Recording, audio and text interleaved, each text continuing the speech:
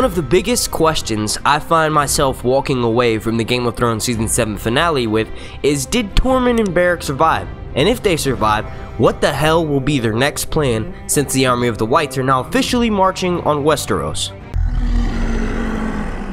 Okay, so the scene starts off with Beric and Tormund on top of the wall. Tormund notices that the Whites are now approaching the wall, and he's looking around because he doesn't see the Night King. The Night King then appears from midair and starts using Viserion to bring down the wall. It was funny because at this point in the episode, you know, we're getting to the very end of the episode, and I had to keep looking at the timestamp because I thought there was going to be a massive White Walker battle. But then I'm thinking about it, I'm like, nah, there's hardly any Night's Watch members. And then that's when the Night King shows up and starts taking on the wall. So then I was like, okay, this season is going to end in a cliffhanger, and I definitely see Season 8 picking up with a massive White Walker battle, showing us how they plan on kicking off the final season. This scene was so well directed. I loved it. It was intense. I was hanging on the edge of my seat the entire time. So basically, once the Whites get right in front of the wall, there's a wildling who's blowing, you know, the traditional horn blows for when White Walkers and Whites are marching on the wall, and then there's like literally a calm before the storm moment. Everything is just dead silence.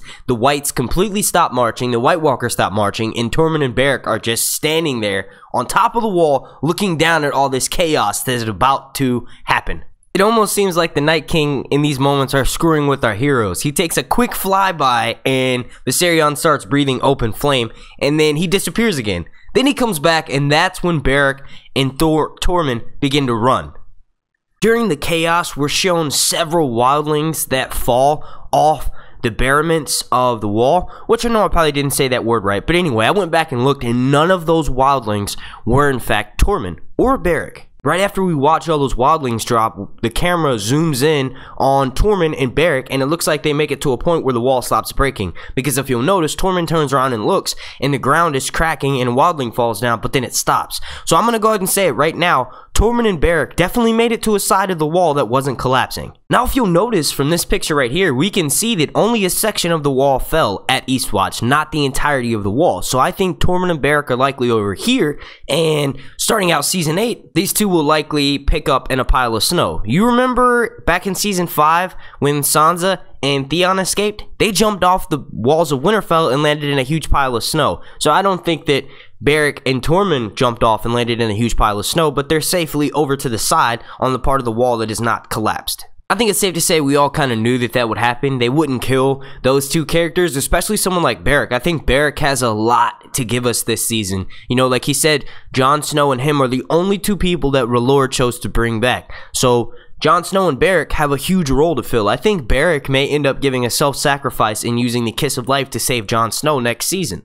It can be argued that Tormund has a lot to live for as well. Tormund is not just a wildling savage warrior, he's also someone who loves Brienne.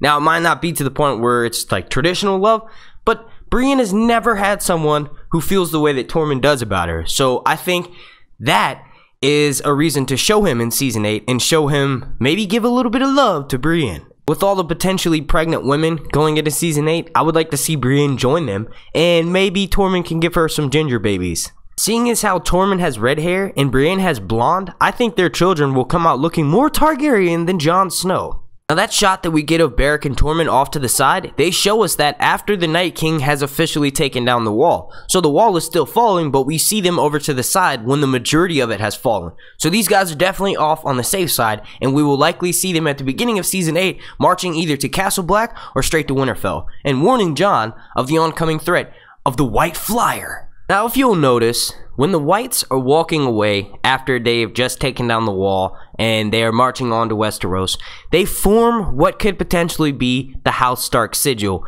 Now, there is actually a penis inside of this shape, but I think that's stretching it because right before we get that panned out aerial shot, they're walking in certain ways because there are ridges, hills, and valleys in that area they're walking in. So they can't all fall in a single file line and then, you know, take on Westeros that way. They all walk from whatever direction they're in, and they have to walk around certain things. So it just so happened that this shape, when you zoom out and pan it out, it looks like the House Stark symbol. Now, I am not an advocate of this theory because, like I just explained, I think that the only reason why they made this weird looking shape was because there were so many things and obstacles that they had to walk around to avoid in order to get to their destination. Now, I do think it would be interesting if they did this. We all thought that Jon Snow's blood formed a three-headed dragon when he was stabbed at Castle Black, but that turned out to not necessarily be true because they never addressed it. I think that this is not the House Stark sigil, and it's just a coincidence that it looks similar to it. But if it is the House Stark sigil, it doesn't mean that Bran is the Night King. It means that the Night King is coming for House Stark. They're coming to kill Jon Snow and the new Three-Eyed Raven. But like I said, I don't think that's the House Stark sigil. You all let me know what you think down below. Do you think that this could be a sign that Bran is the Night King? The Starks always say that winter is coming.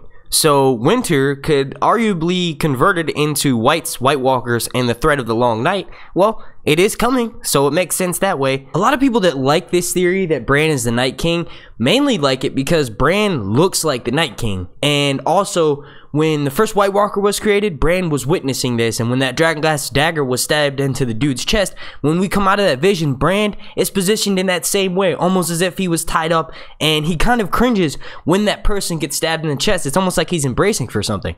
To me, that theory just doesn't make sense. Why would Bran be doing everything that he's doing now to fight the White Walkers when he is in fact the Night King? I feel like that would have been something that would have been revealed to him early on in the vision. Now, yeah, it could be argued that it would be, you know, Bloodraven could have possibly put like a wall on that, sort of like how Professor X does with Phoenix, like basically block that off from Bran so he wasn't able to access the part of the visions. But I feel like with the Three-Eyed Raven being dead, Bran would have been shown that he was the Night King. I do not think that Bran Stark is the Night King. I do think that the Night King is a Stark, and we saw it this season. It was a heavy theme that one in present day cannot be blamed for the actions of their ancestors. Daenerys can't be blamed for the actions of her father, the Mad King, among with many other of our heroes whose fathers have done terrible things. They can't be blamed for those actions.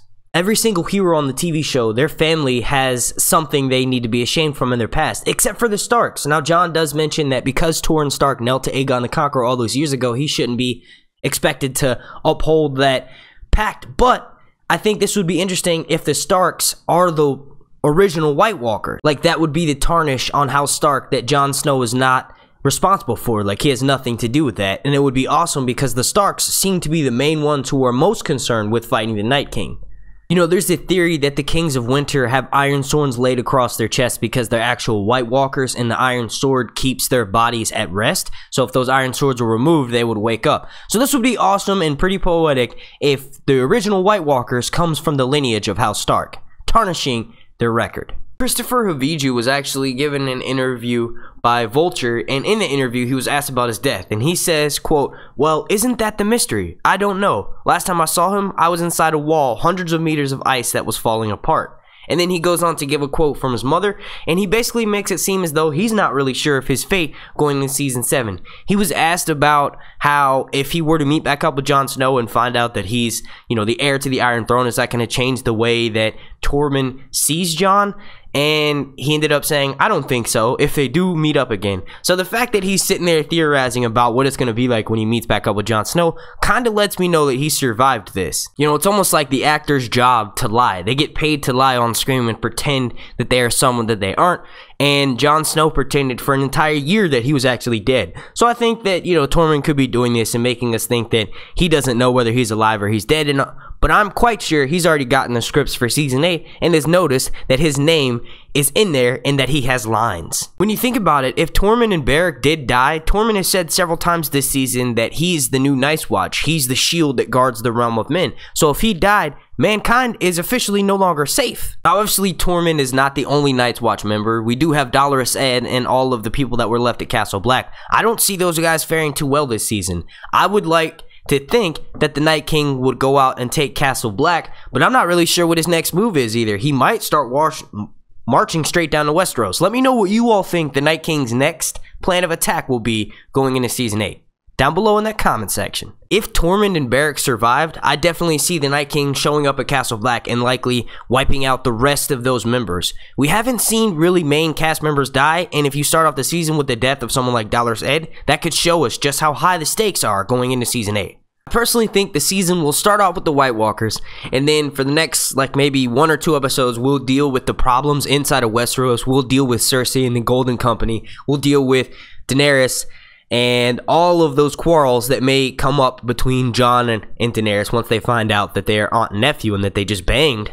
After we deal with all that, then we'll go back to the White Walkers for the last couple episodes. So with that being said, we will likely know the conclusion of whether Tormund and Beric died early on in the season. Like, some of the first shots might be picking up with the decimation that was left by Eastwatch. And I will say that there were crows involved, and Bran saw that this happened. So Jon Snow could likely send a rescue party to go and save Beric and Tormund, or just know that Beric and Tormund are on their way to Winterfell and that he might need to send some backup troops to Castle Black.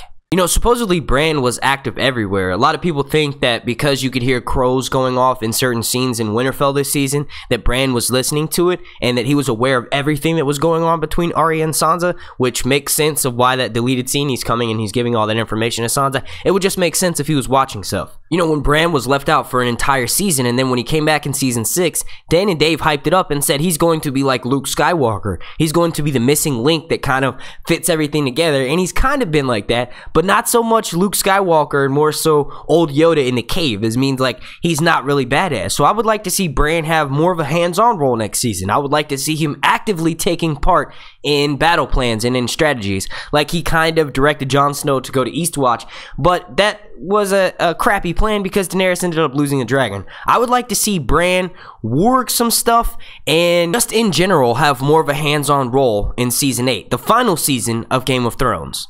With the recent news that they are set to start filming in October, and we know that each episode is going to be about an hour and 20 minutes, it's going to take them so much longer to produce. So it's almost like they're making a full season with 10 episodes, but instead of 10 episodes, it's being 6. So with that being said, we could be almost a year and a half away from another season for Game of Thrones. So what you better do to make sure you're entertained throughout this long night is go ahead and subscribe and then turn your notifications on so that way you get alerted every time I drop Game of Thrones content. You know, I had mentioned earlier on in the video that Cersei could be dealt with within the first few episodes, like maybe episode 2 and 3.